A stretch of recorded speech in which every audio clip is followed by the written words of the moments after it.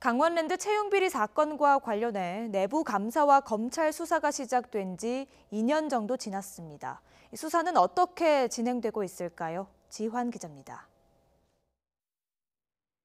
5년 전 강원랜드 채용비리 사건과 관련해 지역구 의원인 자유한국당 염동열 의원이 최근 검찰 2차 소환에도 응하지 않았습니다. 검찰은 염 의원이 제시한 불출석 사유가 정당한지를 판단한 뒤 재소환 통보 여부를 검토하고 있습니다. 불출석 이유가 어떤 게 있으세요?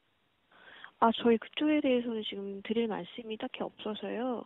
네. 연휴 개인 일정이 있으세요, 오늘? 주사들 그쪽에 대해서 저희가 드릴 말씀이 딱히 없습니다. 이미 염 의원의 보좌관인 47살 박모 씨는 구체적인 채용 청탁 혐의가 드러나 구속된 상태. 의원실로 명단이 넘어온 20여 명을 뽑아달라고 요구하는 과정에서 이를 거절한 강원랜드 인사팀장에게 두고 보자며 협박까지 했고 강원랜드는 면접 점수까지 고쳐가며 이들을 합격시켰습니다. 결국 염 의원에 대한 검찰 조사는 의원실에서 한 대규모 채용 청탁이 과연 보좌관의 독단적인 행동인지 국회의원이 직접 관여한 것인지를 확인하는 과정이 될 것으로 보입니다. 한편 재작년 2월 강원랜드 내부 감사에 이어 청탁 비리 수사에 착수한 검찰은 전면 재수사까지 했습니다.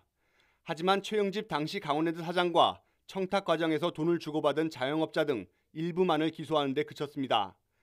특히 권성동 의원 등 청탁 파일에 이름이 올라온 정관계, 언론계 인사나 지역 유지, 강원랜드 간부 직원 등에 대한 조사는 이루어지지 못하고 있습니다. 채용을 대가로 금품이 오갔다는 증거를 찾지 못하는 상황에서 검찰 내부에서는 파일에 올라온 명단 당사자들에 대한 기소에 대해 회의적인 것으로 알려졌습니다. 소환 조사에 불응한 염 의원과는 별개로 다음 주 최영집 전 강원랜드 대표 등에 대한 재판이 진행될 예정.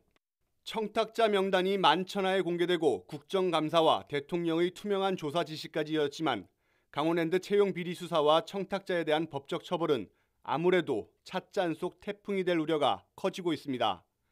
YTN 지환입니다.